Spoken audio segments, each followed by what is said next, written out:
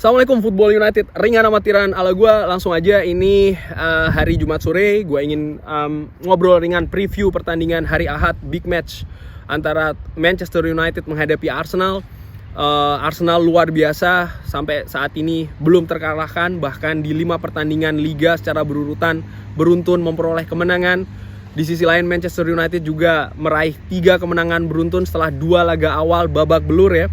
Lalu Manchester United menang big match menghadapi Liverpool. Setelah itu 2 kemenangan tandang yang menurut gue juga sangat spesial. Melihat rekor tandang dari Manchester United sebelumnya yang sangat buruk, sering menderita kekalahan. Tapi di 2 pertandingan tandang terakhir secara hasil berhasil memperoleh kemenangan dan juga clean sheet. Itu menurut gue juga penting.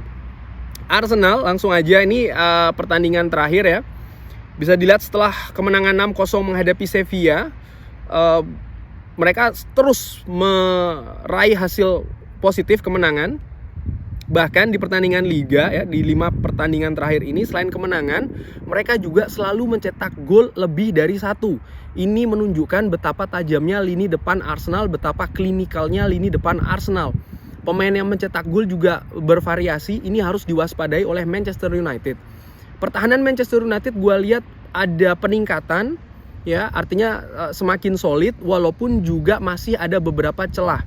Di pertandingan menghadapi Southampton di babak kedua, Manchester United cukup banyak diserang, cuman solid, walaupun pemain dari Southampton ini cukup sering berhasil menembus sepertiga akhir, bahkan kotak penalti dari Manchester United, walaupun momentumnya tidak banyak, apalagi momentum serangan berbahaya ini tidak banyak. Menghadapi Leicester bahkan lebih baik lagi. Manchester United mampu menetralisir serangan-serangan Leicester sehingga tidak masuk lebih dalam ke pertahanan Manchester United sepertiga akhir ataupun juga kotak penalti. Ini merupakan kredit. Peluang dari Leicester lebih banyak dari tendangan jarak jauh dan juga bola mati. Cuman ya, yang harus diwaspadai adalah transisi. Transisi Manchester United memang semakin bagus, tapi tetap ada celah menurut gua. Konsentrasi, salah umpan, kesalahan sendiri ini cukup sering terjadi, apalagi kalau melihat pertandingan terakhir menghadapi Leicester di 10-15 menit awal babak kedua itu Manchester United terlalu banyak melakukan kesalahan, salah kontrol, salah umpan.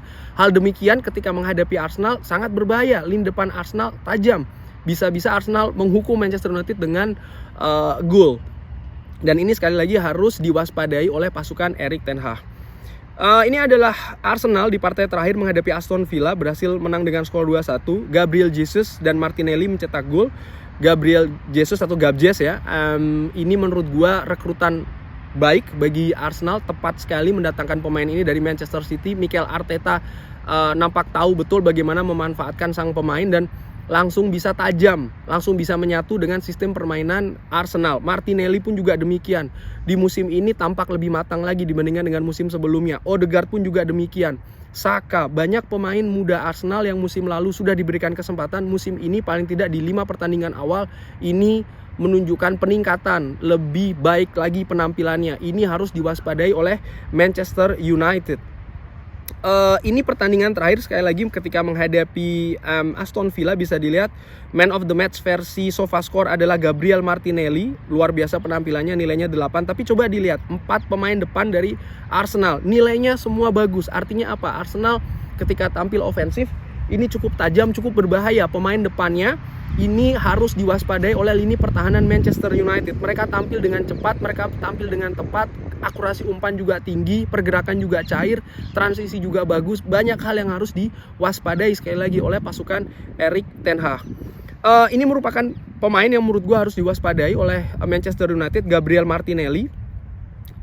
Langsung aja dilihat dari heat mapnya, ini lebih banyak di daerah kiri. Artinya ya, Diogo Dalot harus tampil waspada, harus tampil fokus, harus tampil ekstra hati-hati ya, tidak boleh melakukan kesalahan, harus ya cepat untuk menutup daerahnya, terutama ketika melakukan serangan lalu transisi ke bertahan. Di pertandingan menghadapi Leicester cukup banyak terbantu oleh Anthony Elanga yang cukup rajin turun, cuman konsekuensinya ya Elanga kontribusi penyerangannya tidak sebanyak Diogo Dalot di babak pertama utamanya. Selain Diogo Dalot, Gabriel Jesus pastinya Gabjes ya. Ini juga pemain yang harus diwaspadai dari kubu Arsenal versi gua. Ini merupakan pertandingan terakhir Manchester United menghadapi Leicester. Bisa dilihat yang digunakan adalah 4-2-3-1. Sancho, Elanga, Rashford diganti semua tiga-tiganya ini karena Erik ten Hag melakukan pendekatan yang berbeda dari babak pertama dan juga babak kedua. Babak pertama lebih cepat, lebih tajam, mengambil possession, serangan. Di babak kedua setelah unggul lebih banyak bertahan karena memang Leicester tampil lebih menyerang, lebih agresif, determinasi juga lebih tinggi, ingin mengejar ketertinggalan. Cuman sekali lagi menurut gua Manchester United lini pertahanannya tampil secara rata-rata ya di babak kedua itu cukup solid.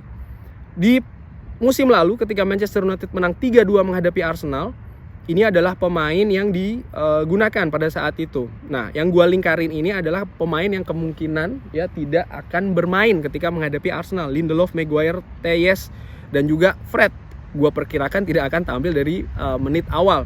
Pun juga seorang Cristiano Ronaldo masih dalam tanda tanya. Tapi pemain-pemain lain menurut gue punya peluang besar untuk diturunkan oleh Erik ten Hag. Langsung aja sekarang kita berbicara ke formasi. Menurut gue ringan amatiran, nih kalau salah tolong dikoreksi ya Sobat Football United, mungkin lebih menginginkan formasi seperti ini. David De Gea, Dalot, Varane, Martinez, Malaysia, lalu Casemiro diturunkan dari awal, Anthony diturunkan dari awal ya kan, lalu Bruno Fernandes, mungkin Sancho di kiri, dan mungkin Cristiano Ronaldo di depan. Ini kalau gue salah tolong dikoreksi di kolom komen ya, karena gue melihat dari beberapa komentar sebelumnya nampaknya banyak Sobat Football United yang ingin Casemiro diturunkan duluan, bahkan Anthony. Nah, untuk Anthony sendiri ini masih akan diamati ya, kondisi terakhirnya bagaimana, apakah sudah siap diturunkan atau betul. Cuman kalau gue lihat dari sisi fisik, nampaknya Anthony ini siap karena Anthony juga sudah ambil bagian di pertandingan-pertandingan awal Ajax Amsterdam. Tinggal bagaimana dia bisa berintegrasi, bisa menyatu dengan pemain-pemain lain di Manchester United. Kalau itu bisa dilakukan, menurut gue besar kemungkinan Anthony akan dimainkan bahkan dari menit awal. Sekarang perkiraan Erik ten Hag. Menurut gue Erik ten Hag akan menampilkan ini: Dalot, Varane, Martinez, Malaysia. Kuartet lini pertahanan Manchester United ini menurut gue harus dipertahankan karena memang dari pertandingan menghadapi Liverpool menurut gue cukup solid. Terlepas pada saat itu kebobolan 1 gol, bola deflected ya, bola muntah Muhammad Salah. Tapi tampil cukup bagus menghadapi Southampton dan juga menghadapi Leicester, dan menurut gue harus dipatenkan ini. Kalau tidak ada cedera, tidak ada akumulasi, mainkan saja 4 back ini, gue berharap demikian. Lalu mungkin Erik ten Hag akan menurunkan Casemiro yang semakin padu, semakin baik penampilannya ya di gelandang bertahan. Kemarin ketika menghadapi Leicester setelah dia masuk bisa memberikan kestabilan di lini tengah. Elanga menurut gue akan diturunkan. Kenapa? Karena sisi defensif dari Elanga, artinya dia cukup rajin membantu pertahanan ya, untuk bahu-membahu dengan Diogo Dalot, karena tadi gue katakan ada Martinelli yang harus diwaspadai di daerah kanan Manchester United atau kiri Arsenal. Cristiano Ronaldo mungkin akan diturunkan oleh Erik ten Hag. Kenapa? Karena kemarin ketika menghadapi Leicester di babak kedua, di mana Manchester United lebih banyak bertahan, terlihat memang fungsi atau gaya permainan dari Cristiano Ronaldo sebagai striker ini berbeda dengan Marcus Rashford. Lebih cair ya pergerakannya, walaupun tetap masih ada banyak hal yang harus diperbaiki, ditingkatkan lagi. Cuman menurut gue bisa jadi Erik ten Hag akan menurunkan Cristiano Ronaldo kali ini dari awal. Selain juga dari sisi psikis, mental ya, sudah dicadangkan beberapa kali, dan ini pertandingan besar, mungkin sudah waktunya Cristiano Ronaldo dimainkan dari awal. Mungkin sekali lagi ini gue prediksi Erik ten Hag akan melakukan demikian. Bruno Fernandes dan Sancho menurut gue ya, terutama Bruno Fernandes luar biasa di 2 pertandingan terakhir, sangat cair, cocok sebagai kapten, kurang lebih demikian ya. Perannya sangat jelas, sangat solid, sangat vital, jadi ya akan diturunkan kembali.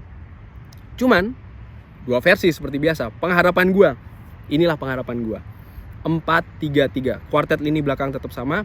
Di tengah Casemiro dan Scott McTominay. Gue melihat Scott McTominay ketika menghadapi Leicester tampil cukup solid, memotong bola, memenangkan duel, menyusun serangan, cukup rajin menurut gue. Sempat kewalahan di babak kedua ya, karena memang Leicester lebih agresif, menumpuk betul pemain di lini gelandang serang, sehingga dia cukup kesulitan. Eriksen tidak bisa membantu banyak, ringan amatiran ala gua.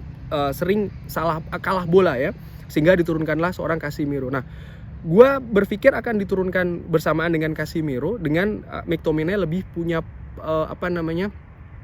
pergerakan yang lebih bisa ke depan, membantu serangan jika dibutuhkan, tapi lebih mobile katakanlah demikian.